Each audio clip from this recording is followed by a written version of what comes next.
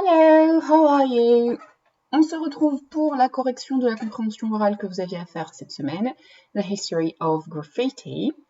La première question, c'était uniquement une prise de notes, donc normalement vous l'avez faite dans votre cahier. On va simplement regarder les réponses aux questions de la partie 2 avec quelques remarques de grammaire et de lexique. The first question, gang graffiti were found in LA in the 1920s and 30s. Vous voyez qu'on a repris au maximum les mots de la question LA, Los Angeles.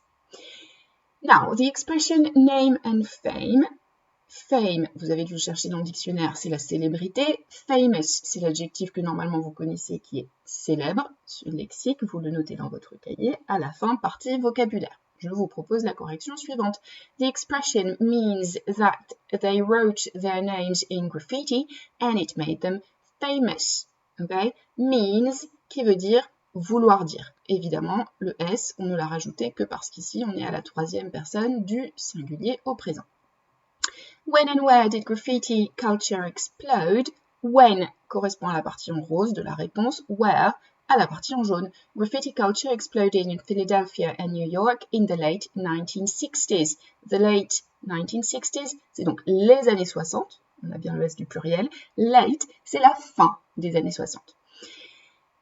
Next question, it was important that a generation of kids aged under 19 developed a whole art form. Whole, c'est entier. Donc on a bien des jeunes, ils avaient tous moins de 19 ans, et ils ont développé une toute nouvelle forme d'art, et surtout entièrement développée. C'est ça qui était donc important, important. What transformation did graffiti go through? It went from a simple signature to a mural on the side of a subway car.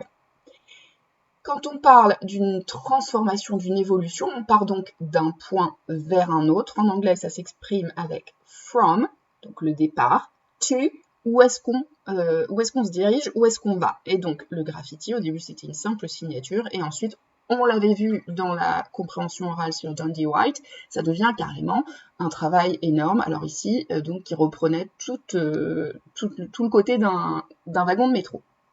The true definition of graffiti now.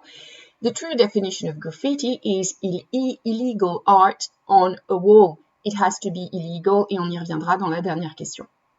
Name two places mentioned by the second speaker. Alors, je vous ai mis tout ce qu'il a dit. Vous deviez en repérer deux. Attention aux prépositions. On the street, dans la rue.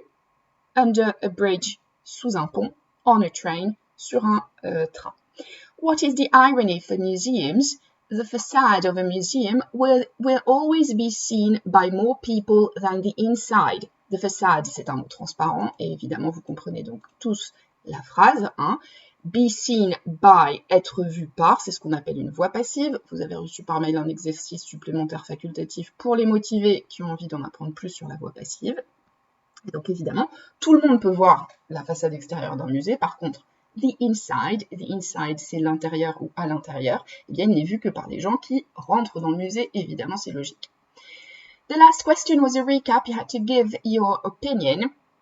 Première partie, donc évidemment je ne peux pas donner votre opinion à votre place, c'est à vous de la rédiger, mais je vous suggère un début rédaction comme ceci. According to the speaker, graffiti has to be illegal to be real graffiti.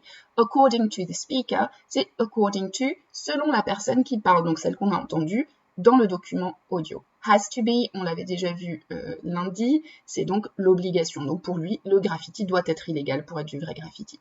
Soit vous êtes d'accord avec lui, soit vous ne l'êtes pas. I agree with him because... I don't agree with him because... Évidemment, il faut justifier et rien ne vous empêche d'être d'accord en partie et de ne pas être d'accord d'un autre côté. La deuxième partie de cette dernière question. I think museums should be free because everybody has the right to see art. Should be free, donc doivent être, devraient être gratuits. Ici, je vous ai mis un argument, mais il y en a plein d'autres. I think museums shouldn't be free because museums need money to buy art. Voilà l'un des arguments qui est toujours donné par les gens qui pensent que les musées ne devraient pas être gratuits. J'espère que tout ça est clair pour vous et je vous souhaite un très bon week-end. À bientôt. Bye bye.